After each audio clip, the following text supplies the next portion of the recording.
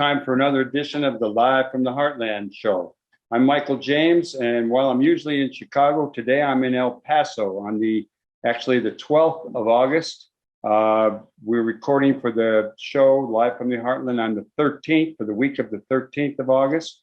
And I'm here with Emilio Davis, who is back in Chicago, the engineer. We have three wonderful guests today. We're going to talk with our good friend Bob Lawson, getting a good labor report on what's going on around the country in the labor world and the workers' world. And we, a little earlier this week, we had a nice conversation with longtime activists Dee Gorton and Jane Addams, who are in Carbondale, Illinois, talking about being surrounded by red states and what they're doing around abortion, et cetera. Let's give you a little bit of good news. Let me just say we are recording this for broadcast on WLUW 88.7. That is our home base. And we are really glad that we are part of the overall WLUW team. Some good news, and other people put this in San Francisco. There's a move to end all prosecution of psychedelic drug use. City resources not to be used for any investigation, detention, arrest, or prosecution related to the use of, has a bunch of controlled substances from the federal list. Some bad news, well, it's bad news for Trump. Garland and the FBI have raided the Trump compound down there in Florida after trying to reach him less obtrusively. Regarding apparently over some highly classified U.S. programs relating to nuclear power. A little bit more bad news, the monkeypox vax is in high demand, but in low supply. Cities need federal funding. And just coming over the wires is polio is reported in New York City wastewater, indicating that the disease is spreading among the unvaxxed. Get the vaccines. Some real sad news on the memoriam front. I just learned that our friend Gloria McCartney, a wonderful person and a great yoga instructor, has passed on to revolutionary blissed out heaven. She was a wonderful woman, and I'm really sorry to get that news. More bad news, and you can get all kind of information on this. The Arctic is melting faster than originally thought. Now, a little good news. Newsweek reports that Democrats currently appear to be well positioned to maintain their narrow control of the Senate, even potentially expanding it. Recent surveys show the party is favored to win in Pennsylvania and Ohio. That's good news. First time I've heard people talking about Ohio, and two other races in Wisconsin and North Carolina. They appear to be neck and neck. And a new poll, one of a number, but the one shows that in Florida, the race is tied. On the labor front, and we're going to get a full labor report from Bob Lawson, but I do have information here that Hyundai, however you say that correctly, subsidiary Smart was found to be using child labor in a plant near Montgomery, Alabama. On the gun front, and we are here in El Paso, Beto O'Rourke, who is running for governor, took on a heckling mope who attended his press conference. And Beto stated that weapons used in the Uvalde shooting are meant for war, not for personal possession. Let me just say that I'm in El Paso for Bobby Bird's memorial. Bobby Bird is that fellow right behind me. And here is a book of Bobby's from Cinco Puntos Press. He was known as the Border Bard, and a wonderful poet and a great publisher, along with Lee Bird. And I came down, and my friend Steve Yellen, from whom some of you may remember him from a few weeks back, talking on basketball in the barrio. We went over to Juarez, and we had an errand to run. And on the way, we had stopped at the Walmart, where I think it's in 2019, 22, now 25 people died when a shooter came on the scene and slaughtered a whole lot of people. We were in the Walmart. We both had on our Beto t-shirts, and people loved it. We were in the restaurant and talking with people and getting pictures taken with them. The key is turning out people in your hometown, and I hope Beto is working hard on that. I'll know more in a few days. People seem to be really positive about his campaign, and there are indications that it's going well. A little bit on the sports front. Sorry to see, but glad for her and whatever she does. Serena Williams has announced that she's beginning her retirement, and we'll see how she does in her last matches. She's been a wonderful example and a great athlete. We wish her well. And I got a report from the New York Times that the Women's National Basketball League is losing two greats, but only one is missed. I'll read you this. You've probably heard that Sue Bird is retiring at the end of this season. But what about Sylvia Fowles, Fowles? Fowles has won 4 Olympic gold medals, 2 WNBA titles, and 1 league MVP award. Her coach describes her as the best all-time classic center in the history of our league. But only avid followers of the women's game would know this. Why?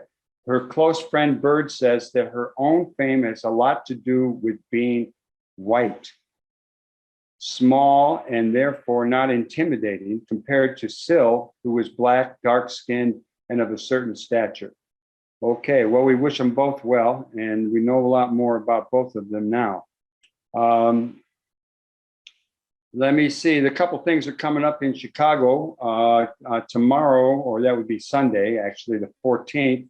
Chicago River Float Celebration. 500 lucky participants have signed up. That's the max to float down the river, the Chicago River, in their inflatables this Sunday, the 14th. It'll be followed by a celebration, an invitation to river activism at Clark Park, 3400 North Rockwell, organized by Friends of the River. And also on Saturday, the 13th, is the Bud Billiken Parade, starting at King Drive and Oakwood. And let me see what else I got. I think that's probably going to be it for my opening banter. Gives us a little room. And we're going to go out with a little bit of song here, and we'll be right back with our friend Bob Lawson. So stay tuned here to WLUW 88.7 here on the left end of your dial. And if you missed the show on Saturday, it's on Tuesdays and Fridays at 9 o'clock on WLUW. You can get it on youtube.com/Heartland Media/videos anytime, as well as Spotify and Google Podcasts. And you can find it on Can TV. So we'll be right back. This is Michael James in El Paso with Live from the Heartland. Welcome back to another edition of the Live from the Heartland. We are recording on the, what is today, the 10th of August. It's a Wednesday, and I'm really honored to bring on the Live from the Heartland show a couple of old pals. And when I say old, I mean it's a long time since I've seen them. I've known them a long time, and we are all aging. And we will talk about that a little bit at the end of the interview. Right now, let me introduce Jane Addams and Dee Gorton. And they're a couple of comrades, friends from the SDS, Students for Democratic Society. Dee worked also with Student Nonviolent Coordinating Committee. Jane was the National Secretary of Students for Democratic Society. And I think the last time we all saw each other was in 1988 in Poughkeepsie, New York, at a Quaker camp at an SDS reunion. Right. So how are you two guys doing? Well, a lot of things have happened since then. So Jane and I have gotten together. Jane and I were, I could tell a funny story about Jane and me at an SDS back in the day in '65. But we've been together now about 25, 26 years. We live in Southern Illinois, in Carbondale, which is, I don't know if you can hear me now. I've got a tree getting cut out here, but if you can hear me, Southern Illinois, Carbondale is about as close to Jackson, Mississippi as it is to Chicago.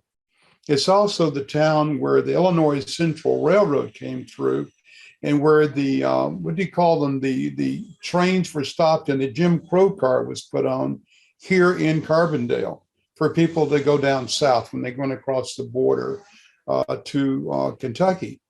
And what's important about that is that it seems like this place, Carbondale, Southern Illinois, which is surrounded by extraordinary, gardens and trees and rocks, and it's just a beautiful place in Illinois. It's hard to believe it's here.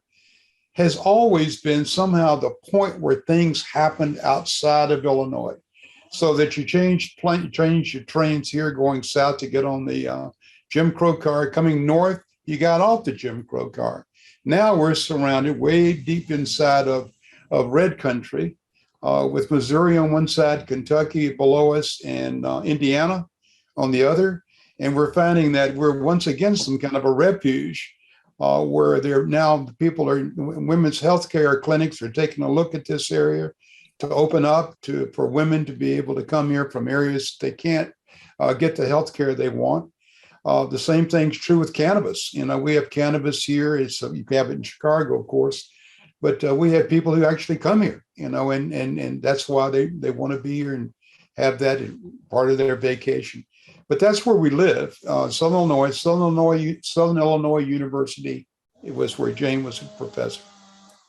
Well, I'll tell you, it's really unique because that's been true for Carbondale since the 50s or the 40s, when we had a president who came in. The college itself goes back to the 1870s, but it was one of the first normal schools in Illinois. But this man, Delight Morris, really built the place. And in the 70s, it was, well, in the 50s, it was one of the first predominantly white universities to have a large Black population. And so we had some very famous people like Dick Gregory come out of here. And I know a lot of those folks are up in Chicago now, or the children of those folks are up in Chicago. And it created this stream of people of legacies, Black legacies who come down here to the college. So it gives it a special kind of a flavor, that linkage up to Chicago. And then there was a huge counterculture here with lots of bluegrass and lots of grass and other substances that we put in our bodies back in the day. And I guess a lot of people still do. But and so I'm from here. This is where I grew up, around here, about 20 miles from here, and went to the university school. So I was in the SDS chapter here in Carbondale back in the anti-war after I came up from Mississippi. So it really is a beautiful area down here, and we're surrounded by Republican, has become heavily Republican. It was heavily Democratic, mostly because of long Union tradition in the coal mines. But over the years, partly because of Big Jim Thompson and his patronage machine, some of the people who had been previously Democrats became Republicans. And then because of the changing politics in the country at large and the decline of coal, it's become pretty much Republican. But it's an interesting area politically that way. Hey, I don't know if you want to go into that, but well, I would. Weren't you on the city council in Carbondale? Didn't you do a little politics for a while? Yes, after I retired from SIU back in 2010 was when I retired. In 2011, I was elected to city council, and I served on that. And then I ran for mayor, and I ran up against the slumlords. And no, I'm afraid they didn't like me very much. And so they recruited somebody who was more to their liking. I'm not sure they like what he's done, but anyway, I sort of got my head handed to me. But then I went and decided I'd do hyperlocal, and I started an organization that created a dog park that just opened this year, and 2.5 acres, and it's great, and everybody loves it. And I got elected to the Park District Board, along with one of my other board members of our dog park group. So I'm now working on getting great parks in Carbondale, parks and recreation. Mike, one thing I want to mention is that because of the latest crisis, because of Dobbs' decisions on abortion, there's a real question about whether or not all of these states are going to completely limit it or sort of limit. Who knows what's going to happen? So what we've had happen here in Carbondale is we have two clinics that are moving in here. And we offered up we have been building houses and working on houses here for quite some time. We offered them a safe house, a place that we felt would be very comfortable, but at the same time, very safe for them to be able to live in. It's the place for home, because the work is difficult, it's emotional, and you need a good place to live. So Jane and I have done that. We're finishing it, and we're going to turn it over in about 2 weeks to the directors of one of the clinics here. And so we're pleased to do that. But there's going to be a lot more, I think, that we'll be able to do around here. There's some question whether or not we're going to get a lot of pushback locally. It could be, and we want to be able to help with that as well. But by and large, we think it's going to go well, that it's going to be our safe refuge again for women in this case, that it's like it was in many years for Black population. So we are trying to work on that right now. Now, we had quite a few people over the last couple of years relocating here during COVID, both from Chicago, but we've had them from there. We sold a house to a fellow from Phoenix. There are people, we had a number of houses that we've rebuilt here. But we've had quite a few people who've come in here, and mainly because I really think it's the forest, it's the outdoors, it's the ability to live in a beautiful place. But also, regardless of your orientation, you don't get picked on. It's a place where you can be yourself, I think. It's true. It's been true with us. And so I'm sure a lot of other people as well. Let me ask either of you, what kind of, what's the sense of the student body? Have they gotten more progressive, more active? Does the Kansas vote last week, is that a indicator of good things to come? I'm wondering if you see that, if you have any experience with that. Well, I think I'm not that in touch anymore with the students because I've been retired for 12 years. But what I've seen of the young people is that their core concerns are about sexualities, gender identities, those sorts of things, and then about the environment. Now, a lot of people get attracted to SIU because it has such a big environmental focus and because of the Shawnee Forest, which is so diverse. And, so they come down here if they're from urban areas because they want that. And that's what they're concerned about. And so there's a lot of focus around environmental, climate change issues, all of those kinds of things. And I've seen some young people show up at city council meetings, just really, that's what they are. That's what gets their soul.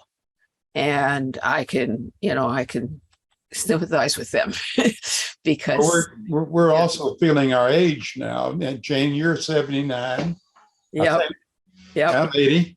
And so we're at the point where we got to be awfully careful that we don't kind of lose contact completely with those folks, that we misinterpret what they're thinking, what they're doing. I think that we have a lot of danger of that. We knew that happened to us in the 60s, where there were people who said, I don't know what in the world these guys are up to. And they didn't, and they were a lot older. We've tried to stay in touch, but to be honest with you, we're getting old. And we are getting out of touch. Well, I think that one of the things that we talked about before we started the interview was talking about old age and the end of life. But I'm going to save that for another time. Both of you were, very active in the movement in the 60s and the 70s. Jane, as I said at the outset, was the National Secretary of Students for Democratic Society in its heyday. Dee worked closely with SNCC and went on to become quite a photographer, selling pictures to big name newspapers, etc. Why don't you share with us, Dee, a little bit about your photos and the book White South that you've been working on? Right. The photos you took about 50 years ago. That's right. Well, I went on with a career actually to the New York Times. I was a White House photographer for the New York Times. I wish you were in there now. Well, who knows? I used to wonder how I got in the door. I guess you look at the Secret Service, said, you guys know who I am, and they let me in anyhow. So I guess it was okay. But no, the book that we're working on now, I took photographs 50 years ago, right at the moment where white supremacy, legal white supremacy, was collapsing. That's the winter of 1969 and 70. And when I say collapsing, it really means the schools and legal segregation was being ushered out over that winter. And I did not know, of course, that was what was going to happen, because Mike, just like you, we did not know the outcome of what we were doing. We didn't have any idea. So I thought we'd have socialism by now. Socialized right. medicine. The millennium would have arrived. But anybody should know that you never know what the outcome is going to be, and you do the best you can. So I made those photographs right at that moment, that people who had always, white people who had always lived in segregation, were now, that world was changing. And so I photographed George Wallace, and I photographed but I photographed young people. I was very curious about codes, how Black people, and you look at some of my photographs, they're amazing when you see the kind of coding, Black folks with their hands in their pockets and, being very meek around white people, something that I don't think would see again, perhaps. Well, not in Chicago. Not anywhere for that matter. I mean, a new world is here. But the pictures are being collected. It'll be about 100 of them. It's being published, we hope. It's been quite an effort to get this done, being published this year. The only stumbling block I'm having is that my publisher thinks they're fine art.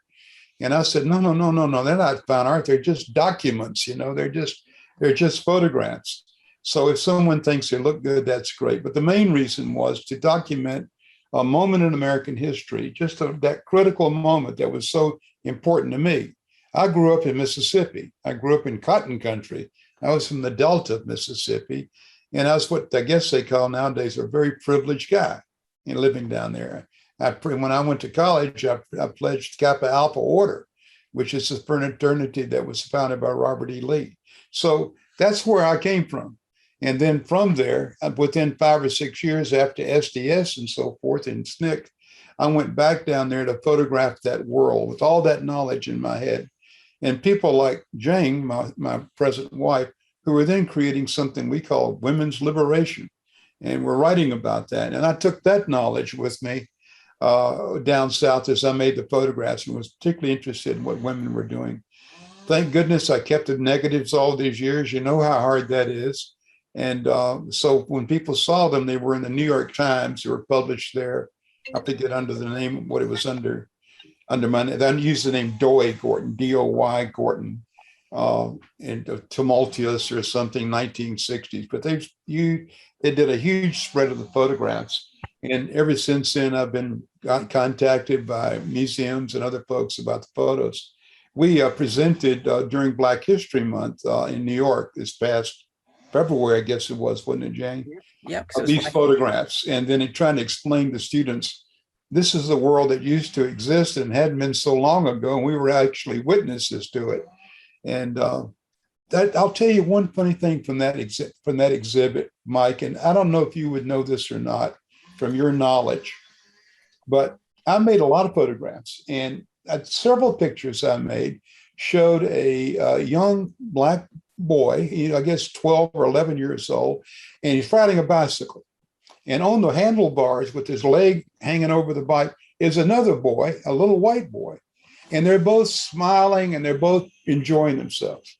Well, because we're such radicals, we say, you don't want to see that. That's not really the way the South works. So I put the pictures on the wall, the professors and Well, they selected them. I know they picked that one out. Where was the exhibit? Was it the Schomburg by any chance? No, it was at Marist College up in New York State. Well, it's a long story about it, but the thing was that's what they wanted. That was the picture that interested them more than all my police pictures and all that. And so I said, why is that? Aren't you interested in this? We like connection. We like emotional connection. And you talk about young people and my disconnect from young people. I was shocked by it that they would choose what I would think of as being a very sentimental image as one that they really wanted, they cared about. And it was a wonderful moment to see that happening. Because otherwise I'd be sitting there lecturing about, well, here are the police and there are these guys and there's this stuff, which is the kind of thing you see on the newsreels all the time, I guess. We're Right. going to run out of time on this segment. I'm going to have you back, but I would like each of you to maybe give 30 seconds or a minute of advice to people of any age about going forward, making the world a better place while we still can. Jane can do that, I'm sure. Well, I guess being put on the spot on spur of the moment, I'd have two pieces of advice. And one is to stay engaged at the local level. That is, make your community better and work with other people in the community. You know, I'm a great believer in the SNCC philosophy of community organizing. And that was where I got my, my grounding in Mississippi and in that. And in Freedom Summer. So that local organizing is critical, and to not just be focused on national issues, although national and international issues are vitally important, but to improve your community itself. That is, address whether it's building a dog park or, making beautiful parks that make people's quality of life better, or working with the local food system or whatever. Stay engaged at the local level.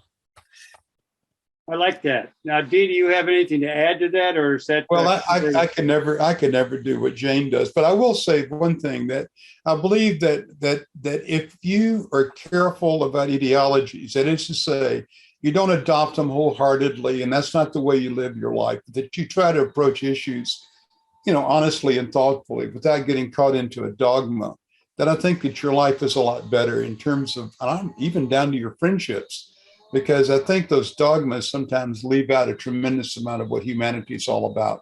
Having said that, they certainly can become a guidepost to where you want to go, a North Star, and we're never going to quite get there. Actually, none of us get out of here alive.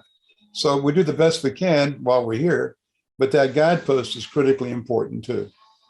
Well, I'm coming down there, so you let me know when you're draining that pool, because I'm coming before you do it. No, we don't drain it all year. Leave it. So you can get in the sauna or in the Oforo soaking tub, and then you can get in the pool. We have them. People break the ice and jump in the pool. Hey, do either of you want to give out an email where people could contact you? Look, if you look up CarbondalePoolHouse.com, that's our own website there, and you'll see a movie about us on there too. CarbondalePoolHouse.com. Yeah. Okay, well, this has been good. And as you both know, we had quite a bit of technical problems at the beginning. Yes. So hopefully I don't talk to you again like tonight or tomorrow when I figure it all out, but we'll see how it went. You've been listening to Live from the Heartland. You might still hear more. You might be looking at it. That's on youtube.com/heartlandmedia/videos. It was great talking with Jane Adams and Dee Gorton, and I'll see you both in the not too far off. Good. Thank you, Mike. Hey, we're back. We're back with more Live from the Heartland on WLUW 88.7. And I'm really happy to bring on someone who many of you who listen to this show already know. We go way back to working in Uptown together with Joint Community Union and then Rising Up Angry, the one, the only Bob Lawson. And he is in Chicago, where he is now living.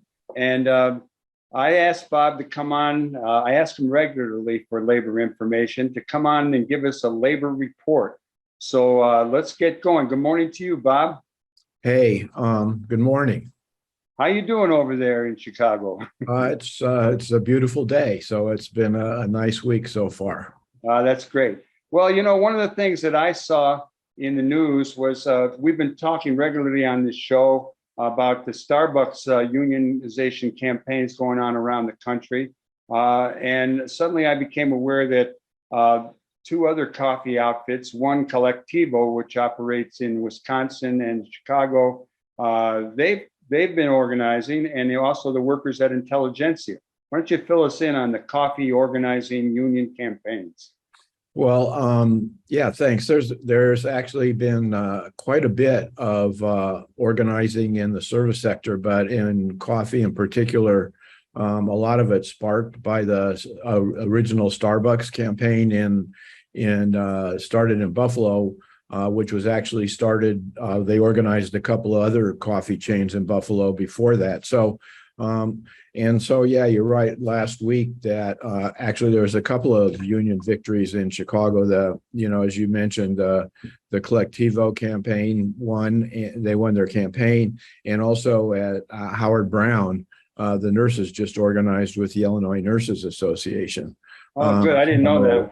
Yeah, so that's some good news. The update sort of on the Starbucks campaign is mixed news that Starbucks workers are continuing to unionize. They're facing like one of the most unprecedented anti-union campaigns in the country going on right now. But like just yesterday in Carbondale, Illinois, the workers won their campaign there, as well as in a couple other cities around the country.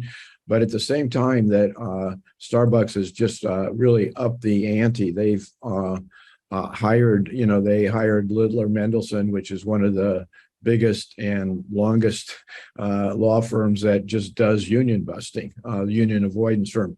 And they've fired over 70 of the leaders of the Starbucks workers campaign around the country. That what they did is they implemented a wage and benefit increase for all the non-union workers and said the union workers couldn't get it.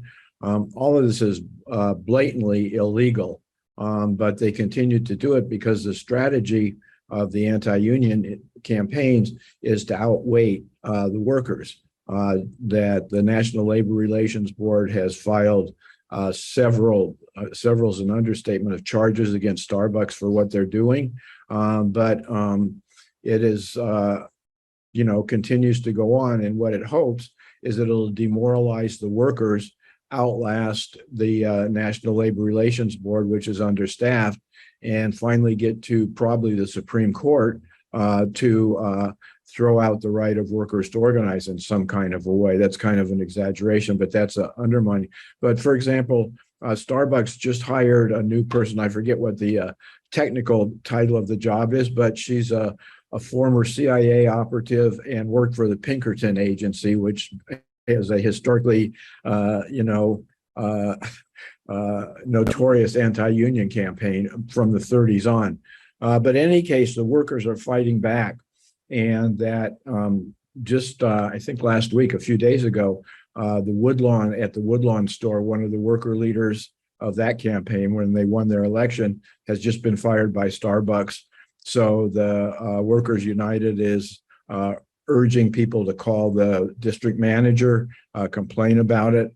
Over the Labor Day weekend is that the Starbucks Workers United is going to be having a series of actions around the country, including in Chicago and Illinois, where they ask supporters to go into the stores, and they're called sit-ins, and support the workers, et cetera. So if people are supportive of that campaign, I'd really encourage them to get in touch with Starbucks Workers United and go and show that support. But anyway, that's sort of a long-winded update on what's going on the coffee workers. I'm sure there's a bunch of other coffee workers organizing around the country that I don't know about, because people are just sick of it, and young people are standing up and fighting to win their campaigns.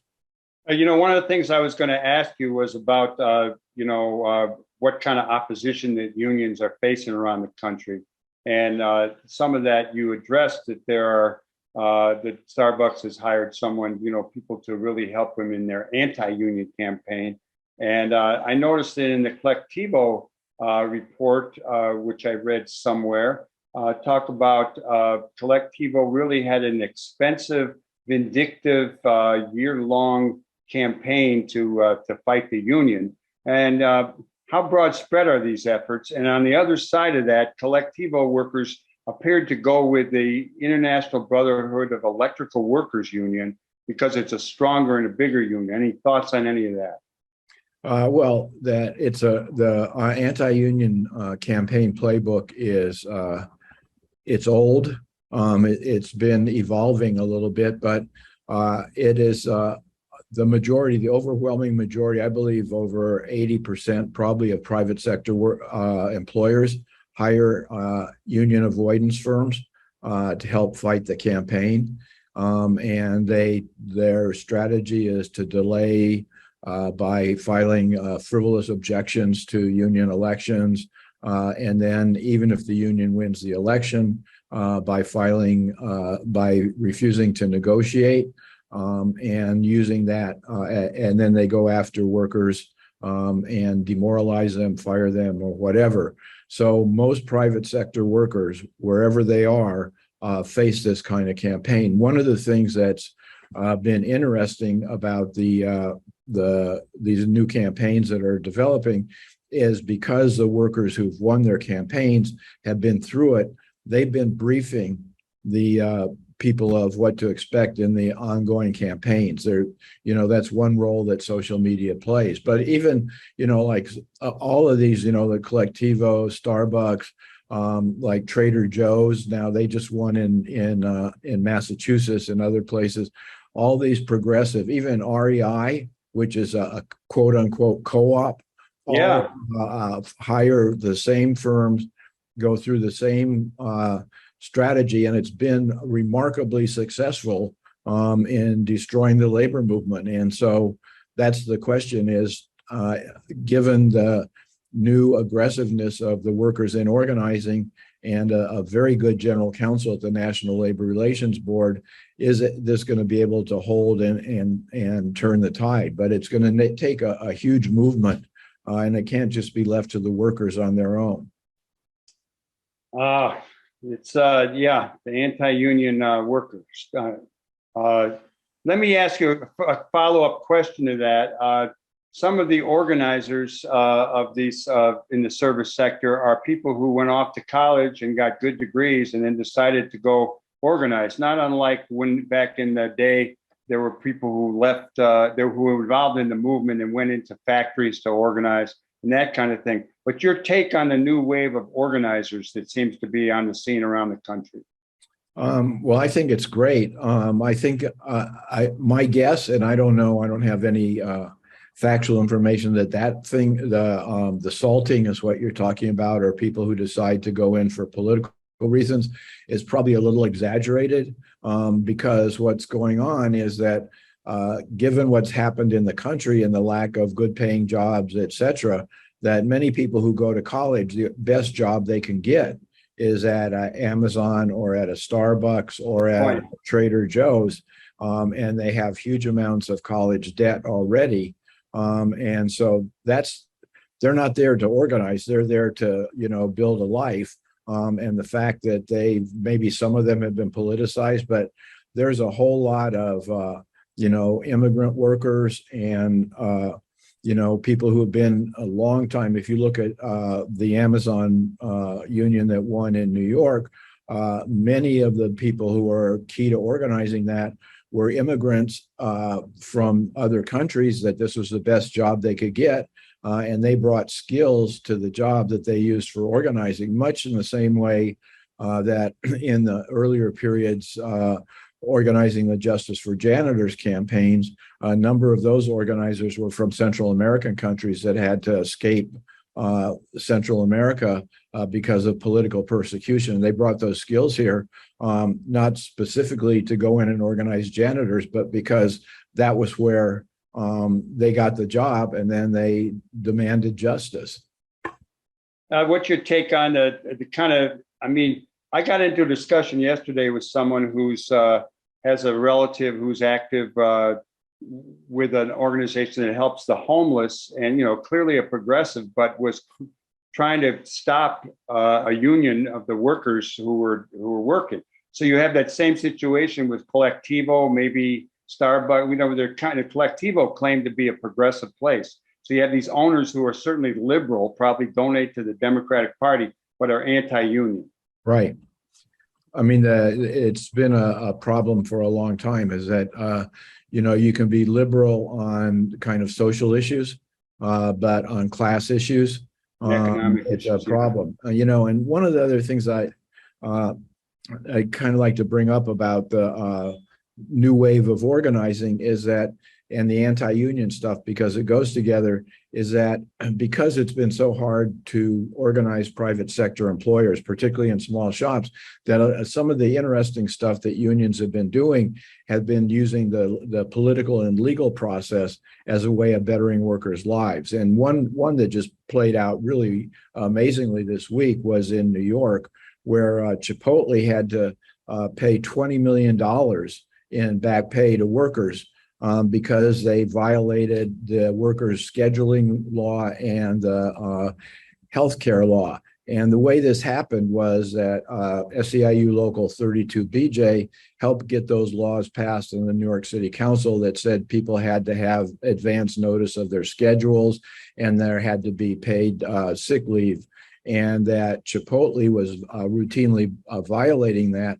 So 32BJ built the case and took it to the city, and the city then implemented a suit to win these workers a whole bunch of back pay. And it shows part of the power of unions in the political process. There's actually a kind of a not nearly as dramatic thing happening in Illinois right now, is that there's a potential constitutional amendment that just came out of the legislature. I think it's what's it called, the Illinois Right to Collective Bargaining, which would make it a constitutional right for public sector workers to collectively bargain. Now they have a legal right, but this would put it in the Constitution. And it also outlaws ever passing a right to work law in Illinois. So that's another thing that unions are doing creatively. And I don't know how we are on time, but in California, the fast food workers have a potential law. I'm not sure whether it's going to pass, but what it would do would be to create a statewide council of fast food workers who would bargain statewide with large fast food employers on wages, et cetera. And this would be mandated by law. Now, whether it's going to pass or not, it's in the legislature. It would be a tremendous step forward if that passes. Bob Lawson, let's talk a little bit about some labor losses. You were involved a little bit in some of the stuff with United Auto Workers in the South. Also, the Amazon investment, I believe Alabama did not win the election. Any take on our and prospects for labor unions and going forward in those industries and in the South? I think that there's going to be a huge wave of attempts at Amazon organizing around the country. That how successful it's going to be, they're going to face tremendous opposition. The amount of dedication and discipline that the people in New York that won that campaign is like amazing what they had to go through. So whether they win or not, I don't know. And I'm not sure, the UAW has gone through a bunch of changes based on the amount of corruption that was uncovered in the union, and what their new strategy is going to be. I'm not sure, but I think, the Starbucks workers and some of the other retail or service workers are winning in the South, in places in the South. So I think, if as long as people see that there's a chance to succeed, that there's a chance to do it. The political climate will be much more difficult, but if the national climate is showing success and people's lives are improving through the union, I think it'll be easier to organize. But a lot of it depends, is what are the resources that the existing unions and others will put into these organizing campaigns. They're not cheap. They're not, they're not one-offs. And B is then the ability of those organizations to find organizers and to dig in for the long term, particularly in these big campaigns in the South. Let's do a little shift to some. Maybe you could share. There's some unions that are not so good. I'm thinking about the so-called union, the Friends of the police, or the Fraternal Order of Police in Chicago, where head guy Catanzara is supporting Darren Bailey, the Republican gun-toting anti-abortion candidate on the Republican side for governor. What's the deal? We have a police department that's over half non-white, about a third women, and we still have a so-called union, being on the wrong side. And there may be others. Yeah, actually the Border Patrol union, which is controlled by a really strong right winger, is moving to get out of the American Federation of Government Employees. I think it's a divorce that's probably welcomed on both sides. I'm not sure, but partly because they're so right wing that I think it's a movement in law enforcement. There's as you probably know, that there's a major movement in law enforcement on consolidating kind of right-wing politics among sheriffs, among police officers, etc. And we know that the right, even the Proud Boys, have tentacles into organizing in law enforcement. So I suspect, but I don't know about the internal dynamics, because there is an internal dynamics, is that most of the union apparatus in these, as you're calling them, the so-called bad unions, is been a conscious strategy of the right to control it, and that the rest of the people may not agree with it, but it's not worth the fight at this point. Whether that'll change or not, I don't know. Some people who are our age may remember that, in the Chicago Police Department, there was, I believe it was the Black Police Officers Association, that when the Fred Hampton stuff and other stuff was going on, spoke out against the police practices. And so there may be that kind of movement within the various law enforcement agencies, but I don't know about. The last thing I want to ask you, if I could find it here, was I saw an article way back in Jacobin, a socialist journal, by Matt Huber. And he has a new book, Climate Change as Class War, Building Socialism on a Warming Planet. And let me just read you a quote from that. He basically says, awareness will not save us from climate disasters. Spreading knowledge and awareness of the climate crisis isn't enough.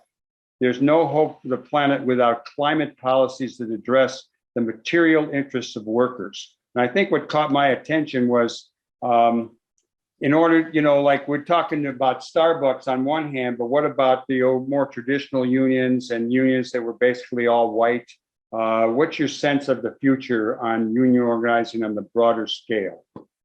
Well, I think that there's a huge potential in like solar energy and in alternative energies, that unions could organize those and they would be good paying jobs. I think what's happened in the past, for a couple of reasons, partly it's political, is that the more traditional building trades unions, who are the construction workers unions, have been more focused on a bird in the hand, and will take, a small number of pipeline jobs versus a abstract promise of solar industry jobs.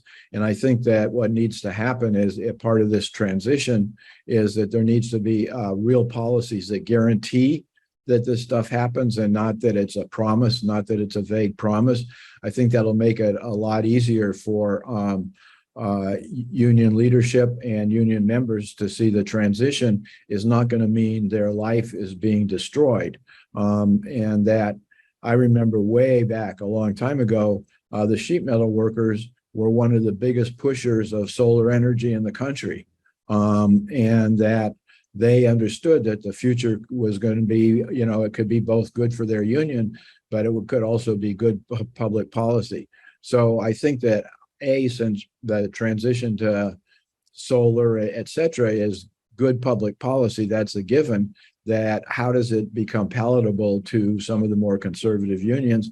And B is, what is the political apparatus that guarantees that the workers don't suffer in this transition? That's good. I really appreciate you coming on and sharing your knowledge or your perceptions around what's going on. And I'll look forward to seeing you in the neighborhoods. Okay, take care. Thank you. Thanks, Bob. Bye. We want to thank everybody who's tuned in today to Live from the Heartland show, wherever you may get it. And once again, we are, our home base is WLUW 88.7. That's Loyola University. You can also get it streamed and live on Saturdays, not live, but on air, on Saturdays, on Tuesdays and Fridays, 9 to 10 on WLUW.org or WLUW 88.7. And we do appear on CAN TV. We're a podcast on Spotify and Google Podcasts. And you can always get us, and you can get a lot of our other shows, many, at youtube.com/heartlandmedia. Next week, we're going to have Clem Balinoff coming back on. He's a union organizer and works on elections. I got a message from him that the climate is changing. Let's talk again. So I said, okay, let's come on back. I want to mention two other progressive radio shows. Our friend Mike Klonsky has one on Lumpen Radio. I believe it's on Fridays sometime. That's WLPN 105.5, and I think it's lumpenradio.com. And also always for a long time on KOOP, Rag Radio with Thorne Dreyer. It's on at 2 o'clock Central Time on Fridays. So those are good things. You have been listening to the Live from the Heartland show. I want to thank all the people that make this show possible. Emilio Davis, Lynn Orman Weiss, Imani Warren, Katie Hogan, and of course our home base, WLUW. There's a lot of good things out there in the world. There's a lot of things that need your attention and support. Pay attention, read the news, share information, and organize. Talk to your friends, to your neighbors, encourage them to join up in the do good in the world kind of a deal. Okay, see you next week. Thanks a lot for tuning in. This is Michael James in El Paso, here for Bobby Bird's memorial, the great border poet Bobby Bird, also a publisher and the border bard. I'm really honored to have met him over the last 20 years and talked to him, seen him. He's quite a guy, and that's why I came to El Paso. So I'll be back in Chicago in a few days. I'll see you all one way or another.